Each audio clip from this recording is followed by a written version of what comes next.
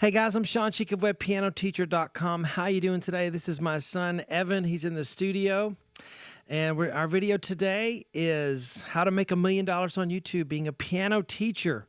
So we're going to talk about that today. And if you followed my lessons, you remember Evan a long time ago, 17 years ago, he was 2. Or 1 maybe.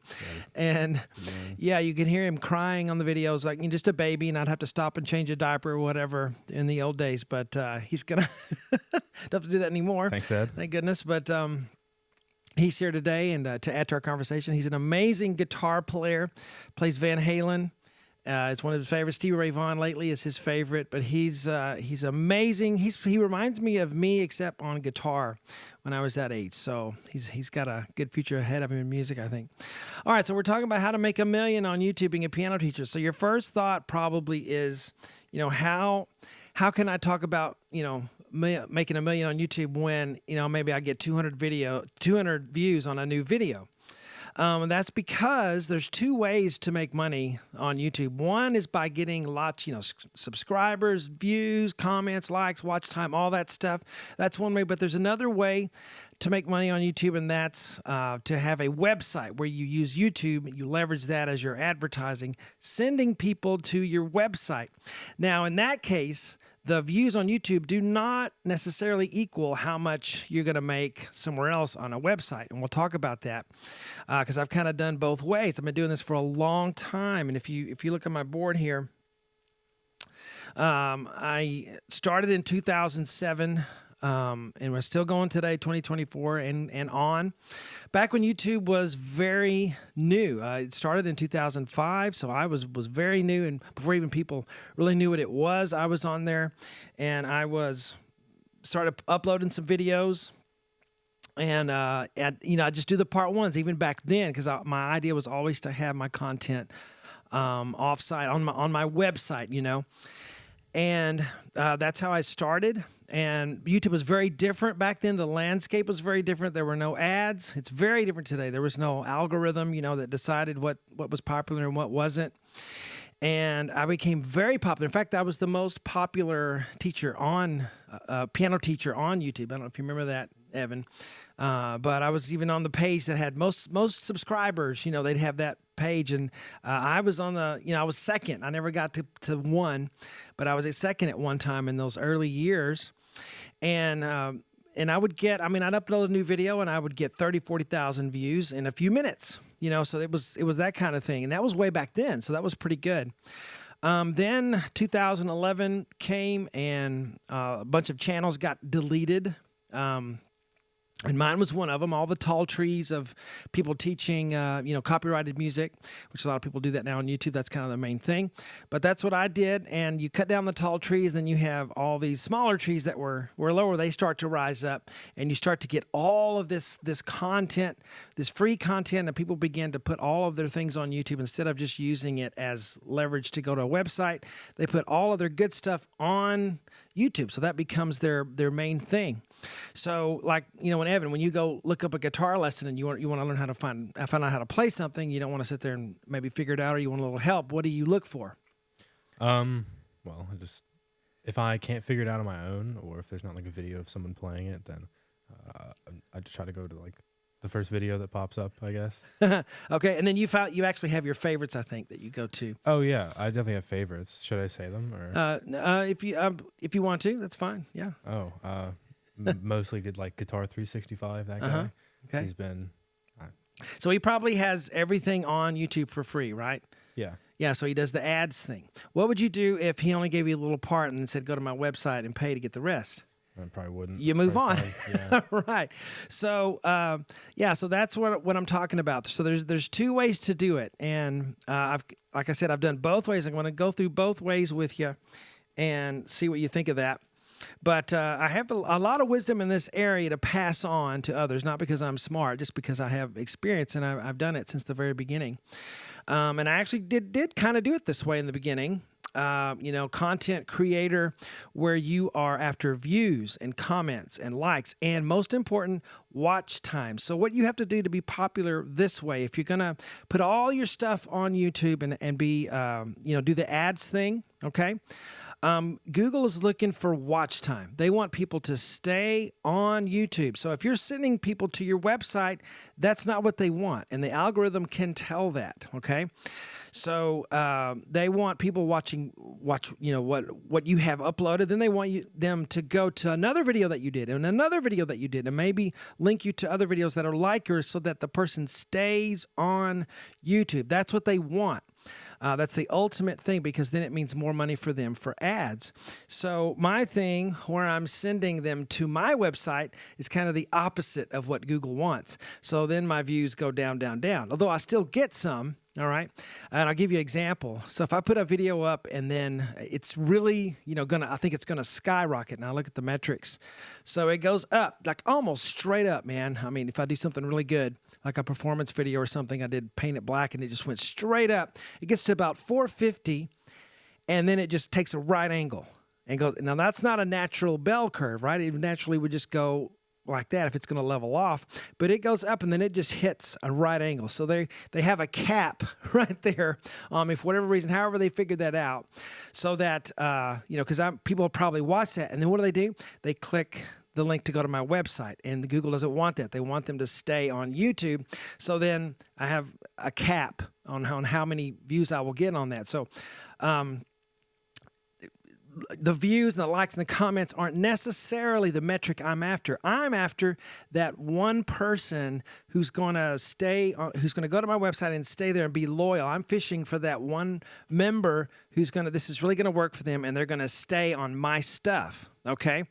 So you have to decide which you're going to be, because you can't really be both. Okay. If you're sending someone to your website, then that's not really what Google wants, but it can still work, and you can, do ads and all that sort of things. You can pay for ads to try to get people to go to your website.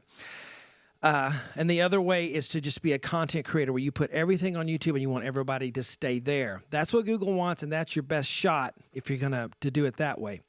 All right, so let's say you are you want to start creating some videos, and what you do is you're going to share revenue. And that sounds pretty good. I like Evan here because he's a music guy, and he, on this camera, there's my new camera. He is a music guy, and let's say he's someone that might want to start a channel. He may not, but he's someone that could if he wanted to. He's a great guitar player. He's kind of tired right now because I just had him harvest a few roosters out for me. Yeah. And he cleaned them, and I got them in the freezer now. So it's been hot here in Texas lately, so he's kind of tired, but glad he could be with us today. So if you were, gonna, make a YouTube channel, you'd probably want to go the revenue, the ad way, right? Is that what your mind would think? Yeah, try that way. So you wouldn't think about making a website. Your first thought maybe would be just. Yeah, my first thought, if I was going to be doing YouTube, would probably go the ad revenue way. Right, because it's less work. Yeah. You just start doing it, right? And that's what everyone else is doing. But the thing is that you probably didn't realize is that if, you have to get to a certain level before they let you do ads. You can't even be a part of the ad program until you get to a certain subscriber level. All right, so you have so many views. So you can't automatically start being part of the ad program. You've got to prove yourself first. You've got to spend a lot of time doing that. And there's a lot of content to compete with these days now on YouTube. It keeps just growing exponentially. The other thing you may not realize is that when you do let's say you did get popular enough to revenue share, you're going to have to share that revenue with Google, and if you're doing copyrighted songs, with the record company that owns the copyright to that song. So you're splitting it three ways, but it isn't three equal pieces. You're getting the smallest piece of the pie. Yeah. And what you get is just what they decide you get. So all they have to do is change the terms of service, and then you get whatever percentage, and they've done that. And they've done it several times, to the point where a lot of people that were very popular teachers on YouTube, they just quit doing it. Because it's not worth the amount of work they're having to do. So Google's model here is to pay you as little as possible to keep you working and making content, but to pay you enough to make it worth it to where you keep doing it. That makes sense. All right. So you're always kind of under the thumb doing it that way with the ad thing. And I'm kind of a rebel. I never liked the idea of putting how much I make in someone else's hands, right? I want it to be me that makes it stand or fall, you know? So you may not have realized that if you thought about doing a channel that you would have to share the revenue 3 ways there. Now, if it's not copyrighted stuff and you're just teaching stuff like scales and music theory, you could do that. Then you're only sharing it with Google, but still they decide how much they get and how much you get. And all they got to do is change the terms of service to make you get less. And so it's always that little sweet spot, enough to keep you going, but not too much, you know, to where they can make they can make the most that they're going to make. And that's just their business model, you know, and people will say, well, that's just business. I kind of hate that saying because it kind of excuses, you know, some immorality. Bad practices. Yeah, you know, and everything isn't just business. You know, there's also being generous and kind and all those things too. And I think those things can be in business as well. I mean, that's the way I've done it. So getting to the next thing here, and we're going to get to the way that I have been doing it. But I would like to tell you guys, unique niche is what we're going to look at here. But I'll tell you that I have. After I got, my channel deleted, I only made less money for about a month. Then I started making more than I made before my channel was deleted. I don't know how it worked that way or why it worked that way, but I make, more. I do financially better with less views now than I did with thousands and hundreds of thousands of views way back when I had my other channel. You would have thought I would have made more money then, but I didn't. It's better now than it's ever been, and I get a few hundred views if I put up a new video, and we'll get to why that is in a second.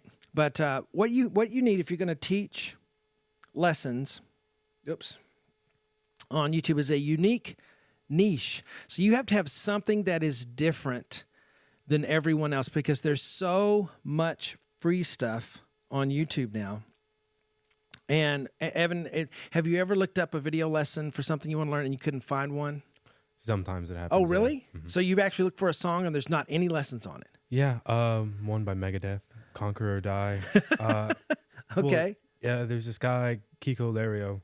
I think that's how you say his name. Okay. I've only ever read it. But he's the guy who actually plays the song from Megadeth. And he had a video of him just playing it kind of slow.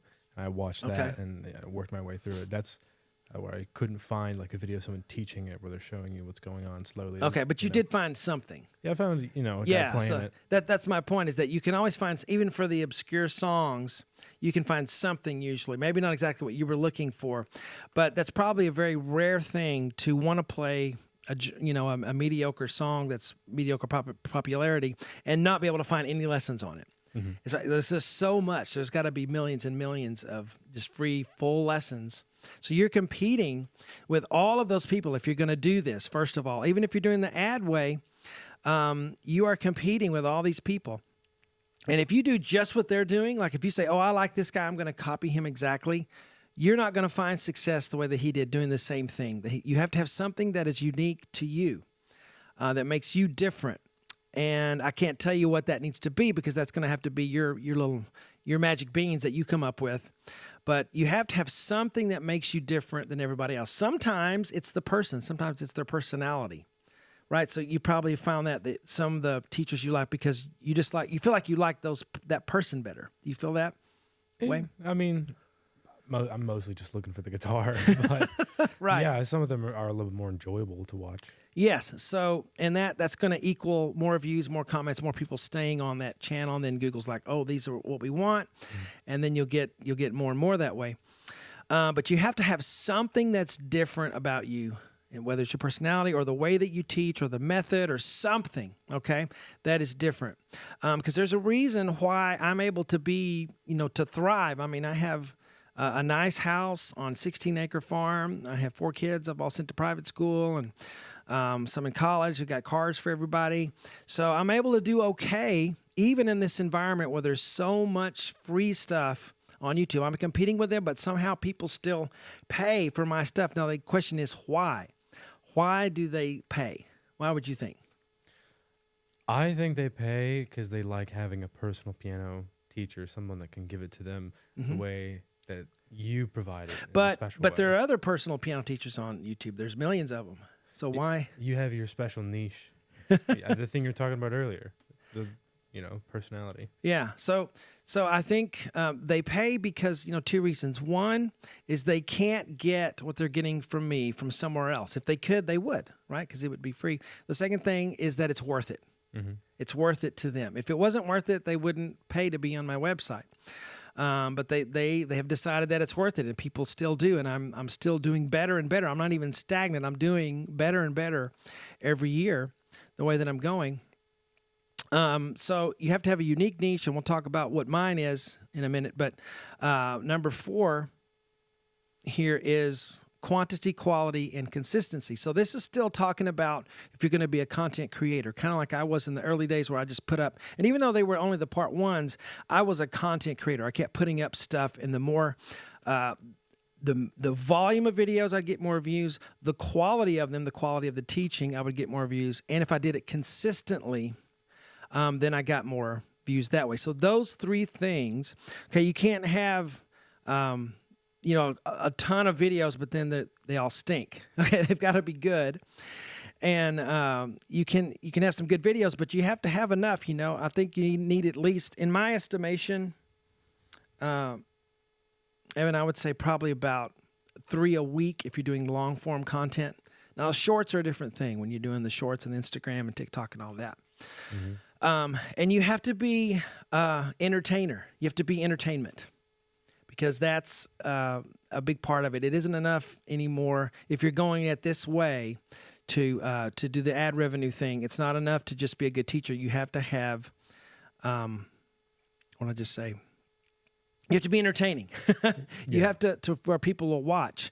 So you know how people will watch Bob Ross, and you've even watched Bob Ross. Are you painting when you watch Bob Ross? I'm not painting when I watch Bob Ross. So no. why do you watch it?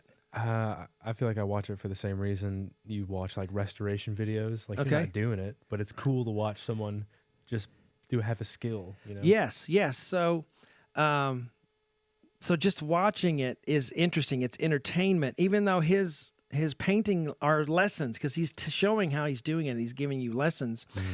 You're just watching it because it makes you feel good and it's entertaining, and you can keep watching it.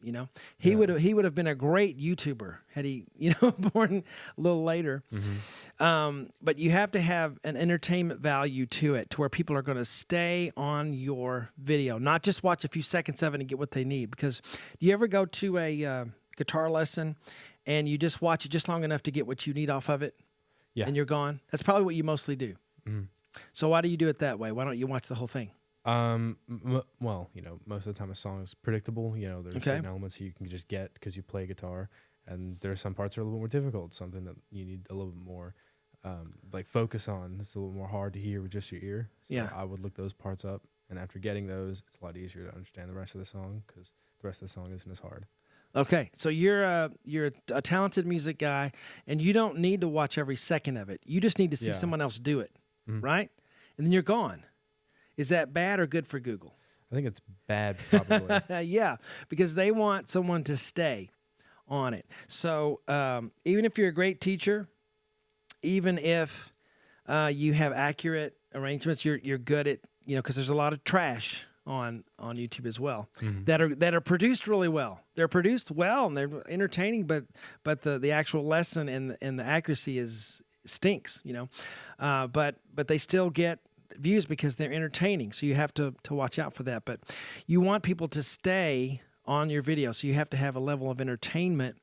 And for my stuff, most of my views are people that are members of my website, and they're just checking in to see, what's the new lesson that he did. And so they watch a little bit of it just to see what I'm teaching. Then they go to the website, because then they don't have to watch an ad and they can get the rest of it, right? So they're leaving. So Google doesn't like that. They want people to stay, but that's what's happening. And so I'd rather have 5,000 people checking in and then going to my website who are paying customers than to get 100,000 views from people who just want free stuff. Yeah. Does that make sense? Mm-hmm. So you got to look at the right metric, because views, likes, comments, watch time, that's great, but that doesn't equal money necessarily for you. even if you're doing the ad way, because you're sharing that revenue. And even if you have a website, if people are getting it for free, why would they go and pay, you know? So you have to have something that everyone wants, that they're willing to pay for, that they feel is worth it. All right, so as we go on, so you need a YouTube channel. You can create a channel. A lot of you already have one. Creating playlists is very helpful as you begin to do the content. Don't upload everything at once. That's a bad idea to just start. And I saw you shake your head, Evan. Why do you think? Why are you? I think I'm in agreement. Shaking my head in agreement. If you upload all at once, I feel like people get overwhelmed and they're not going to watch all 3. Right. But if you do 3 throughout the week, people will come back for the next video because it's new. Right. And also, let's say you uploaded 3 in a row. Google is not going to give you reach for all 3 of those videos. It's going to be spread out. Yeah. So the reach that you would have got on one video, they're going to spread it out between 3 or 5 videos, or how many you just uploaded.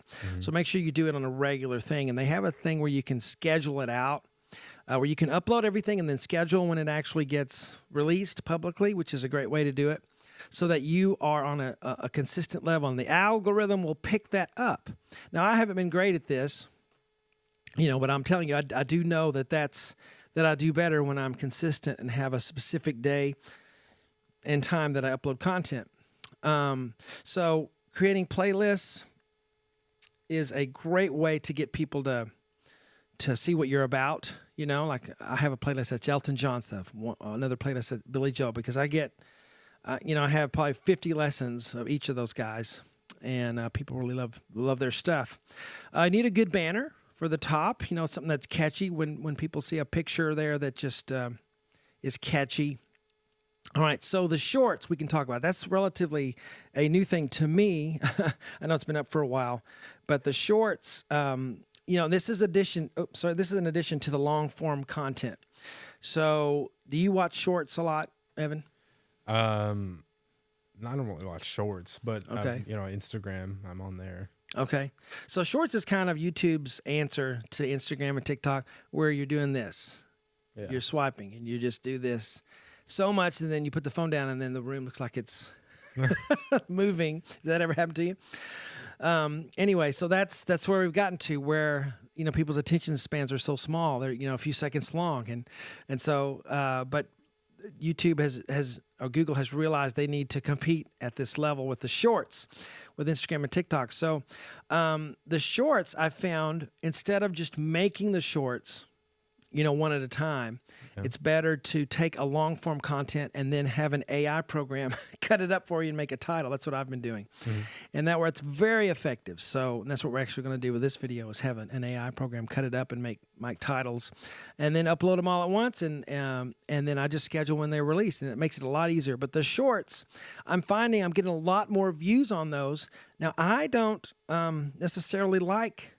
When I watch the shorts, I go, oh, it's okay, but man, we're missing so much not watching the whole video. But they're doing out of this world for my views and for new subscribers. So they help if you do the shorts, I think. The live video also is good if you're, Google just likes that, for you to have some live video where you go live and all your fans can connect with you, and that adds to the personal touch there if you do that. So if you want to be a YouTube partner, again, you have to get to a certain level of views and watch times before you can even be eligible for that. And, I have, thousands of YouTube videos, and I have thousands of views. And I will tell you, my ad revenue is like, this. It's nothing compared to what they're making off of it. And I'm glad I never made the decision to put everything on YouTube, because it wouldn't be near the success that I have with it being on my website.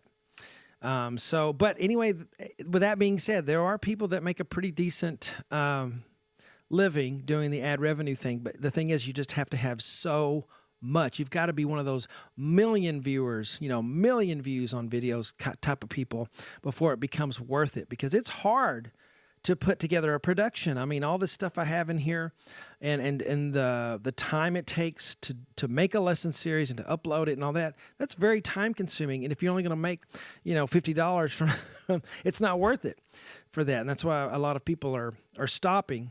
Who were very, very popular. And I'll give you an example.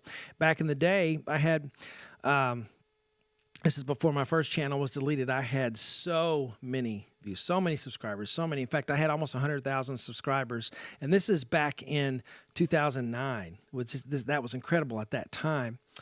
And there was a guy a couple of years later, who just started copying everything I did. Just did, and he must have been a member of my website, because he would do the whole lesson instead of just the part one. Mm-hmm.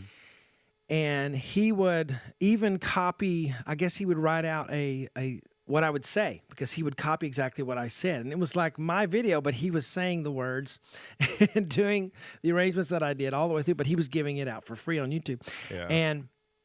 Actually, this was after my first channel was deleted. Then I started again, but he, was doing that. And he was very successful. He was getting millions and millions of views, millions of subscribers. But apparently it wasn't worth it, because even with all of that, he quit doing it eventually and went to the little computer piano synthesia thing where the lights come down, and he kind of went to that. He just quit doing it. So that tells me there wasn't really any money in it.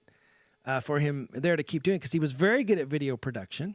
All right. Mm-hmm. He should have done his own content, should have, not plagiarized everything I did, but he was very good at producing it and putting it up, and all the stuff you're supposed to do to become popular on YouTube, he did. And he was very good at it, but it wasn't worth it.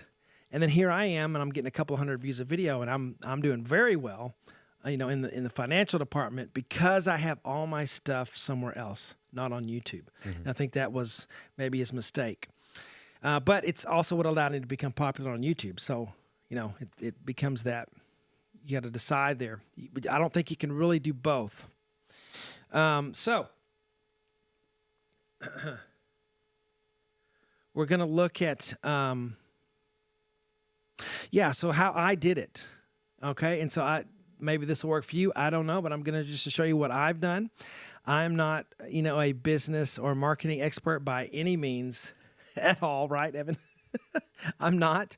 I've just uploaded what I can do as a teacher, and it's worked out. I even think, there's some divine intervention there, a hand on me that was making everything work and giving me the best job in the world, because I just love it. I just love what I do.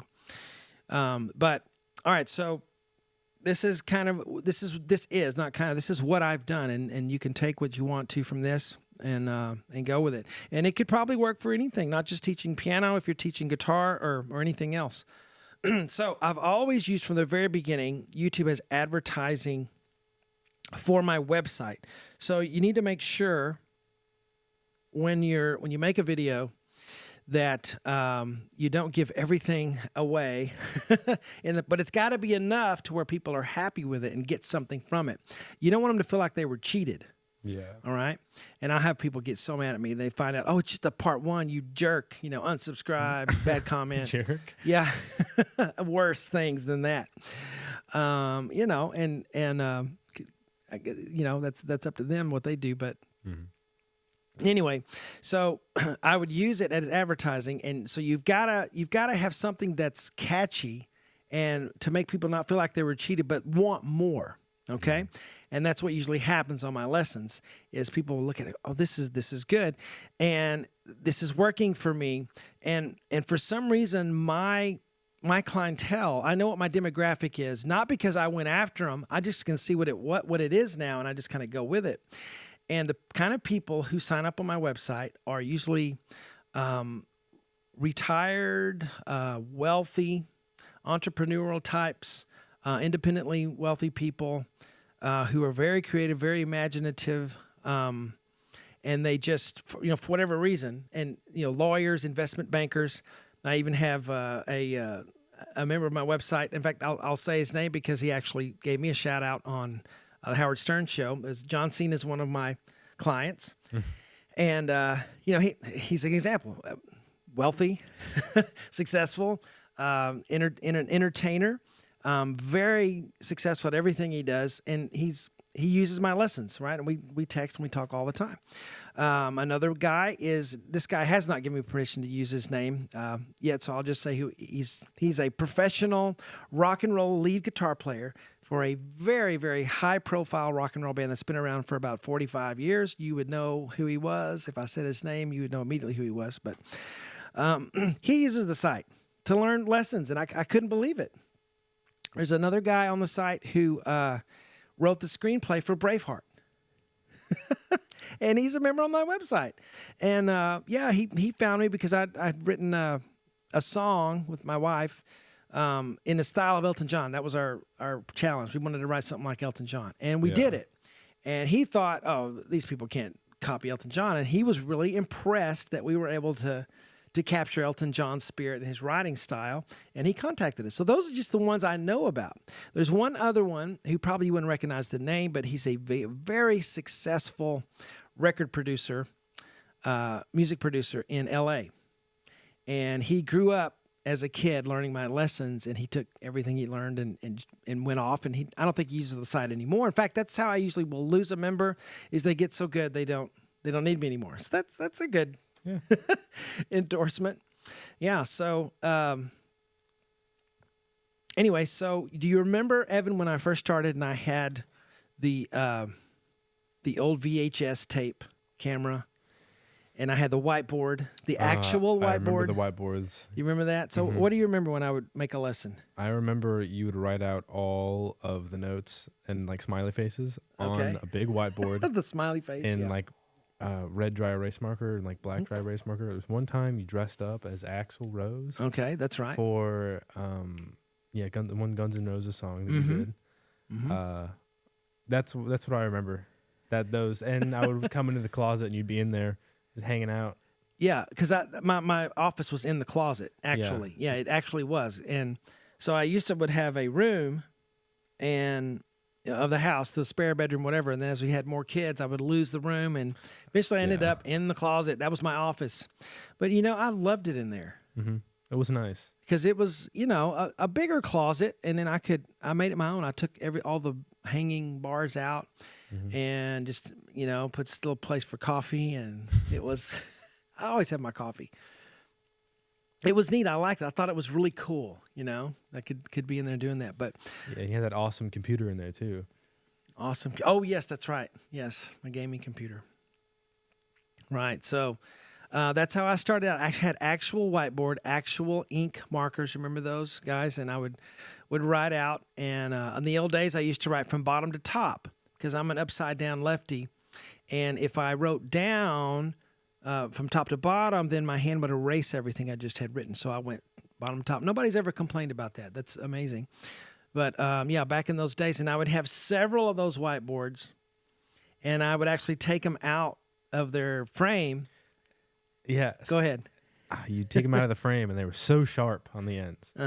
And you told both me and Carter, who were running around at the time, don't touch the whiteboards. Don't do it. Yeah. Both me and Carter have had experience with those whiteboards. Carter went in there purposefully or something and cut his toe. And you know, I went in there. I was just I was too young, and I just walked in because someone left the door, and I cut my toe. And I remember running out on the carpet screaming. It was horrible. Why did you cut your toe? I don't get the toe. Why was the toe? I was barefoot and just walking around in there, and I happened to catch one in the toe when I was walking away. Okay. They were sharp. They were. Yeah, but that's how I started out. And now I'm going to tell you what I have in the studio now to help you guys to see what I'm doing, how I'm doing it, if it's going to help you. And, I used to be scared that someone was just going to copy what I did and take over my business. But I'm not worried about that, because people have tried that. And in fact, used to be lots and lots of people who copied what I did. That one guy was the most, plagiaristic, but others did the same style, at least. And they had the whiteboard thing, and they would do it that way. And none of them lasted.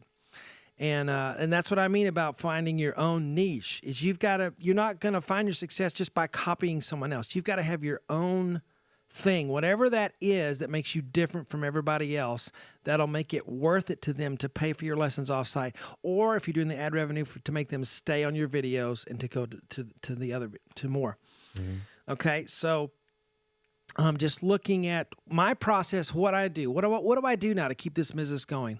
The wonderful thing about it is it's recurring, revenue that I have.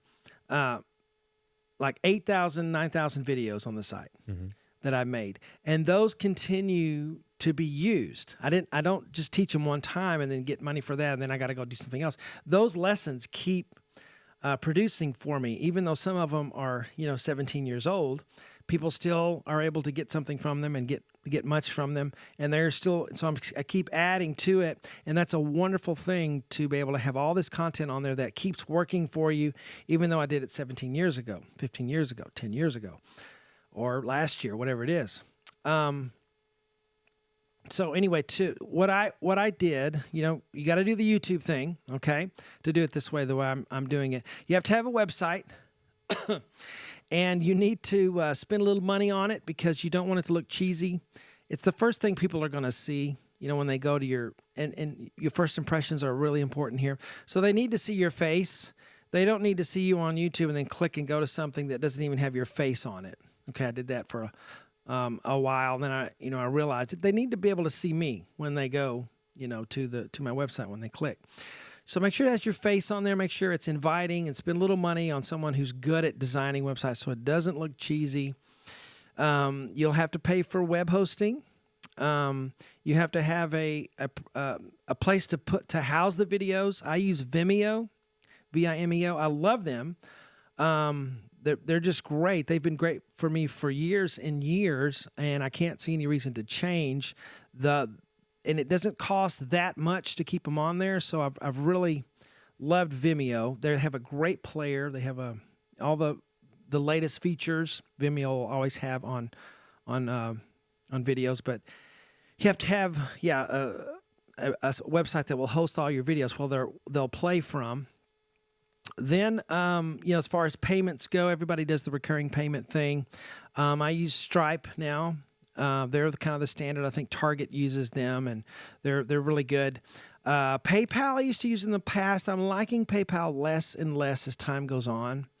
Really, getting upset with them over things. I'm about to not use them at all, but they used to be great, but not now, in my opinion. So Stripe is the only one I know about, for setting all that up. But you have to set all this up in the beginning. You got to spend some money on it. Because you don't want to do all this work on content and then not have a good product for when people go there. Okay, so we'll go to the set now. So we'll let Evan kind of observe here. You remember how I started, okay, with just the camera and me kneeling on the floor, playing to the side and all that stuff. Mm-hmm. So when you look at this set and you're thinking like someone who would want to start a channel, what do you see? Like name one thing and we'll go through. Okay, name one thing. Camera. Okay, cameras. That's good. The first thing you need is cameras. And I have 4 cameras in my studio. Actually, I have 5 here. I have, but 4 really good ones. And I use Blackmagic. And the reason I use Blackmagic is because they have a system that you have the cameras and then you have the switcher and the software all work together intuitively. And everything just works together. I mean, and that's what you want. I don't want to get into specifics here, but what you want everything to just work and communicate between the switcher and the cameras and the recording software and matching the audio and all of that. And Blackmagic is wonderful for that. It's so frustrating to have to go in and try to fix everything when things aren't synced up. But Blackmagic really does go out great. And I have they're called Pocket Cinema cameras. And they are the 4K cameras. They make 6K now, but you don't really need that. Why? No one has a phone that plays 6K footage. Yeah, and YouTube is not going to do. In fact, even on their 4K, it's not really 4K. Yeah. So they're not going to, because it costs them more bandwidth, to run high resolution videos. So 4K is all I need. In fact, that's even a little bit. HD would be, in fact, when I record, I'm recording this in HD, not 4K, because it's not going to matter. Because if I put it on YouTube, they're just going to res it down anyway. Yeah. So, but I just love the Pocket Cinema cameras. I can't remember how much they are. They're like $1,200 each or something like that, which is not near as much as they used to be. I mean, they used to be incredibly expensive to get really nice cameras, studio cameras. So I have 4 of them. I have this view here, which is my favorite. I love showing the whole set. Okay. Then I have camera 1 is the straight on shot. I love this one because this is where you get to talk straight at your listener. Okay. So you have the camera that showed the whole set. That's great because then people say, oh, okay, they're really into this. They've invested, and you want people to think, oh, they've invested into this. Not that they're just throwing up something on their phone that they decided to do on a whim. Okay, you need to look like you're invested in it. And that's what I hope my set looks like when you look at this and you see these real bricks behind me, which are not real bricks. Evan actually hung these for me. Yeah, we both did it. Yeah, we actually. both. That's right, we both did. And man, it was a task, but it looks good. I like it. Yeah, so we'll get to the set. But anyway, I have a camera there because it's good to have a set and to look like you're invested in what you're doing. And then, yeah, the straight on camera where you could just talk. You and me, we're just talking, heart to heart. It's good to do that. I even do that on my part when people get on my website. I try to give them the best stuff. I do the best I can on the part 1 videos, but when I get to those other videos, these are people that paid, and I want to give them everything I have. So I'll go to this camera a lot and talk to them, giving them help. So that's an important camera. I added this camera, the fat stomach camera. Anyway, now people, I can get to describe certain aspects of technique when I'm doing this. Also, if I'm doing a performance video. So I've started doing performance videos where I'll just play through something all the way through. Yeah. That has been really helpful as far as the Google, if I'm valuable to them or not, because people will stay and watch the whole performance. They'll watch that. Even people that don't play the piano, they'll watch me play, Don't Stop Believing piano cover all the way through because they like it. Yeah. And for those videos, it's good to have this side view for piano, especially if you're doing guitar too. You need several angles there, that not just one angle, because again, it looks like you're invested if you have several cameras. And guys, I think your phones are so good. I think there are people that just use iPhones. Is that true, Evie? Mm-hmm. Yeah, they'll just use iPhones for everything because the cameras are so good on the phones now. Now you don't get the sync that I'm getting with the Blackmagic system, but yeah, so I have that side view, and then this is we call the money view, the overhead view, and this one's very important.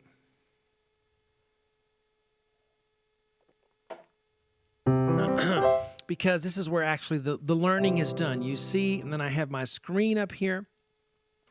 The screen I have has evolved over the years. I started out, of course, with the whiteboard, and then I went to a rectangular or a square screen, a TV screen. And then I finally bought this screen, and you probably look at this, where did he get that? Okay, did he have that made, Is he doing so well he can have someone make a screen? No, this is a video gamer screen. Mm-hmm. This is for someone to play video, and we both are gamers, right? You're playing Fallout right now, the new one. And are you liking it? Yeah. It's fun? Yes. Good. And I love Borderlands, so I'm playing the Borderlands franchise. I'm heavily into that. But this screen is for gamers who want to play a game on one side and then do their computer stuff on the other side, And you've seen those guys do that. But you can also use it just for one, thing, and that's what I use it for. And it really looks good for me because I can stretch the music out and make it like a music sheet here. And it's also great because I was able to use with my GoodNotes 6 program, use a music staff behind. So I'm constantly, trying to improve the way I notate things. So this is part of my niche. One of my niche is, I think, one guy told me one time, because I was getting really upset or worried because all these people were copying what I was doing. I was afraid, I was going to get phased out. And he says, listen, we like your lessons because of you. We like you. That's why we're on the site. And that really kind of, made me think, okay, that makes me feel good. And it's the same thing about you. You're unique. There's not another you. And if you're just yourself, and you're a great teacher, people are going to like you, and they're going to like you because of you, and they'll go to your site because of you. Whatever they see in you, they like that. And so that really made a lasting impression on me after he said that. So that's one of the niches you can have, is that you're you, and no one else is going to be you. The other thing is that I teach in a way that kind of catches all these super intelligent people who maybe music reading traditional way was not working for them for whatever reason. And I find it's really a lot of times very smart people. I don't know how that works, but I know that that's what happens. And my way works for them, and they can see the staff now, and they see the letters, and it makes sense to them the way that I teach. And this is a method that I developed actually before I went to YouTube to help those students who were really good, but I was going to lose those lessons. I was going to lose money if I didn't come up with something to keep those kids in lessons because their parents were going to be done with it. So that's why I came up with it. And then the kids loved it. They were learning songs they wanted to learn, and I got to keep that spot, filled in my piano schedule. And then I thought, on YouTube, let me try. I bet there's millions of people, and there are, who my method works for them. Some people it doesn't work for. They want to just read regular music, fine. But for people whose brains work a certain way, they find that my way works for them immediately, and then they don't want to do anything else. Then I got them for life. And I don't know how that works. I didn't come up with that. It's just, again, I think, divine creator kind of worked everything out for me in that way. But people usually come to me and they stay with me. They're loyal. And so it's kind of like this snowball effect over 17 years. Because I have members who's been with me for the whole 17 years. People have been with me for 10 years, for 5 years. And they tend to stay with me once they start. And they tend to not want to learn any other way. So that's good for me, right? Yeah. And that's how I'm able to exist in this environment where there's so much free stuff on YouTube, is because people get locked into what I'm doing, and they decide that this works for me. I don't want to try anything else because this is working. And then somebody will say, well, what if they want to learn something that isn't on your site? Well, at this point, I pretty much have everything that someone's going to, in general, not everything, but if you think of a song, a popular song, yeah, say, oh, I love this song in the 80s. I love this song. I probably have it on my site after this much time, And another thing that helps as far as my niche is I do the hired request list. Now, I started this to make money. So it would get to where, I wouldn't go look for a lesson to do. I would ask someone, what do you want to learn? Like, if you had money and I was a guitar teacher, what would you want to learn? Like right now. Show me Wall of Denial. Okay, who does that? Stevie Ray Vaughan. Okay, Stevie Ray Vaughan. You're into Stevie. I love Stevie Ray. I love that you're playing his stuff. So what would happen is I would, put out the vibe that I'm taking a new list for this, and people would submit something, and then I'd give them a price, and since these are usually wealthy retired people or independently wealthy, they would have, and some people would just send me, $2,000 or $3,000 and say, do this song. And I didn't even ask for that much. They would just send that to me. So that's the kind of clients that I have. And again, I didn't decide I was going to find those people. They just found me for whatever reason, whatever the formula is, that's what worked. And I would do the songs they wanted to do. Well, it turns out that this demographic of people generally like the same stuff. And it's generally things that are not on YouTube. It's a live version of Elton John from 1970, whatever. It's this obscure performance of Billy Joel doing something in a nightclub that someone took, something like that. And these people eat that stuff up. And you aren't going to find those lessons on YouTube, much less good lessons for that stuff. And so I found that this genre of people love this type of music, and letting them choose what's on the site was one of the best things I ever did. And again, it wasn't my decision, my marketing brain going, I'm going to do this. It's just kind of worked out that way. But it's worked out to where all the lessons on their site are member generated. And so people tend to like the same stuff that are in my demographic. And so the hired request list that I did, I get money on one side for doing that particular request, but it ends up helping me way more by all the other people that want to learn that same thing, okay? So say you want to learn a live version when Elton John was 60 years old playing a performance, which something I've just done. Well, I did that for one guy, and he paid me for that. But there's a lot of people waiting and chomping at the bit to learn that live performance, right?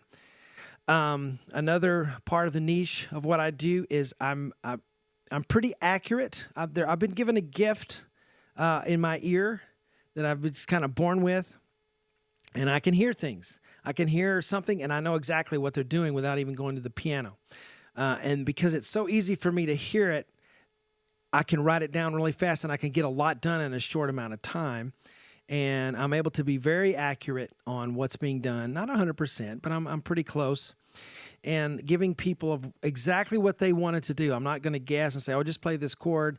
I'm giving you what's actually being done in the hired request. And people like that level of accuracy. They want it to be authentic, right? Because I don't want to just kind of sound like Elton John. I want to play what he's playing in that performance. I want to do exactly what you want to play exactly what Stevie Ray Vaughan is doing, right? You don't want to just learn a couple of licks that maybe like what he did. You want to play how he did, right? If people want that. So the niche, for me, one is the tablature way that is unique to me that I do, that everyone copied me way back, but now they're gone, and I'm still doing it. And that's, it has staying power, and so you want something that's going to last. The teaching, I think I'm a pretty good teacher, so people love that aspect. They love the transcribing, the accuracy of it. The hired request thing, we already talked about, that's a great plus for the members of the website. If I have any personality at all, it's God gave it to me, but that's everyone has a personality, but you want to get it out there so people will get used to you and trust you over the screen. And then we already talked about the demographic there, and this is the most important one, loyal, okay? Yeah, the loyal part is very important. I don't want passing members. I don't want someone get on the site and then they never come back. They do it for a month. Okay, that happens. But I'm looking again. I'm fishing. I'm wanting that one person who's going to subscribe and stay with me for life. Okay. To me, getting 200 views and getting that one person on the site who's going to stay with me is way more valuable than again getting the 100,000 views of people that just want something free. And I'll give you an example. I had about 70,000 subscribers on my current channel. I ran an ad, and it was highly successful. I ran it for 2 weeks, and I got 70,000 subscribers in 2 weeks. Wow. Not spending that much money. Guess how much more money I made on the website? How much? 0. Oh. So see, all of those views and all of those subscribers that subscribe and say, "Ooh, I like what this guy's doing," didn't turn into money for me because they weren't my demographic. They were people that wanted stuff free, right? And there's nothing wrong with that. I get free stuff off of YouTube all the time. But if I have a website somewhere else, I don't really want that mass. Now, sometimes that mass of people can turn into some subscribers, but it didn't for me. In fact, it's how I got this plaque. All right, I passed 100,000 subscribers finally, and I just ran a little ad for 2 weeks. But all of those views, all of those comments, all of the things that happened good on my channel that Google loves, it didn't help my bank account any. It didn't go down, but it didn't go up because I wasn't reaching that demographic. So I've gone back to just doing what I do well, what I love, and I continue to get that snowball effect, those members that will stay and be loyal. So that loyalty is very important, I think. So Evan, do you have any questions about all of this? Do you have any things you wondered or anything you want to add, a comment from a memory or something? Yes, you had a book in your old office, the closet. YouTube for Dummies. Oh, that's right. Yeah. You were in that. You had a quote or something. What was in the book? I actually had a couple of pages. You did? Yeah, I had a couple of pages in that book. What were the pages on? Like, tell me. Well, this is back again when YouTube was fairly new. And there was the YouTube for Dummies book, and I had someone contact me that they were writing for and I was like, yeah, right. But then it turned out it really was, authentic. Wow. And they took some snapshots of some of my videos and asked me questions, and they just wrote down what I said. And I had a couple of pages in the book on what I was doing. And at that time, again, I was the most popular piano teacher on YouTube, and I was on that first page of most subscribed ever. Mm-hmm. They used to have little medals they would give on your channel, and I had that. And I was in that book, and that was back when what made you popular on YouTube is what the people wanted to watch, right? So it's just, they like this, they go here, and they keep going there, and then once the algorithm started, that's when everything changed, because then Google was like, okay, we want people staying on YouTube. We don't want them going to another site. We want them to stay. So if they stay, good. If they don't stay, bad. And so that's when the shift happened. But back in those days, I was in that book, and it was really cool. And we went out and bought a couple of copies of it. And now I'm nothing on YouTube. Yeah, I mean, the people have, but probably a lot of these people that you watch that are doing lessons on YouTube, and they're really working hard to put out this content. They're working for beans most of the time, and they're not making near as much as you might hope they would be making, because again, they're getting paid little enough to where the YouTube or Google and the record companies are making money, but enough to where they'll keep doing it for a while. Mm-hmm. But a lot of them quit, and people go, why did they quit? They were doing so well. They had millions. Because they're not, it's not worth the time they're having to put into it. So we talked about the cameras. We didn't talk about, here we go.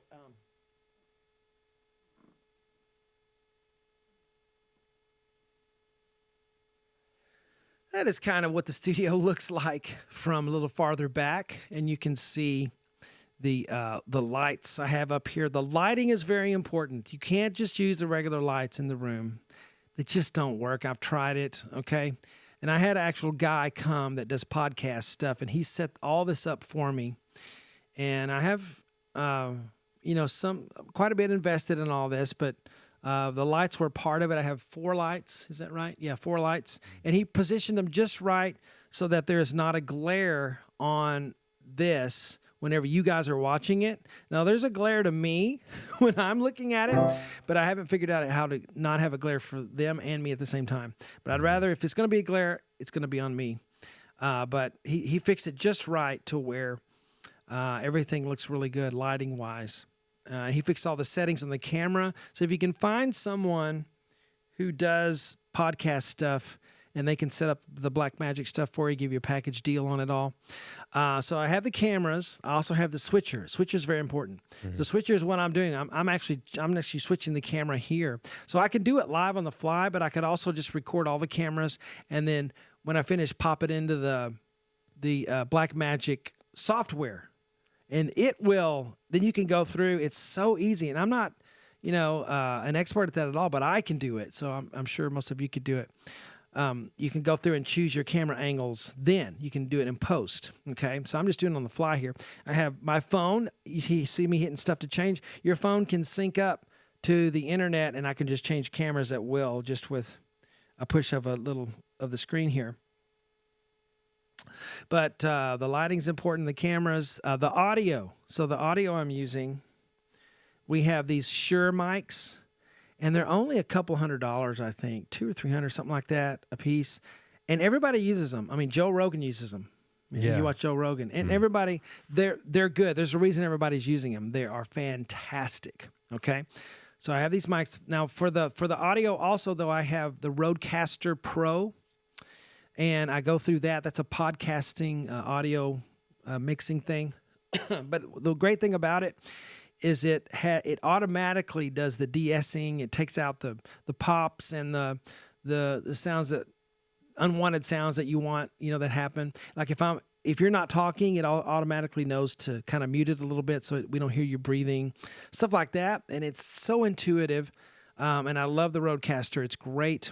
They're not paying me anything. I'm just giving them props because it's a great thing to use. That's what I use for audio, and then I go out of that into the switcher, which automatically is going to put the audio with the camera. So yeah, that's audio. And then the keyboard I have here, it's a Kawai, excuse me, Kawai MP11S. Yeah, that's what it's called. And it's my favorite piano to play on because it feels like a real piano. It really does. It really has hammer action. It feels like the real thing. And it has a great piano sound. It has other sounds on it too that are great, but in reality, when we sit down and play, we mostly play the piano sound. So I don't know why everybody sits down. They want to have 1,600 electronic sounds when we're never going to really use any of them, hardly. We're mostly going to use the piano sound and some other 3 or 4 that we like. So the most important thing in the keyboard is that how it feels, the action. You want it to feel like a real piano, at least I do. And the other thing is that it has a great piano sound, and this one does. So it has everything I need. I love it. And plus, it's the right size for my screen here. It just all worked out perfectly. I have my screen up here.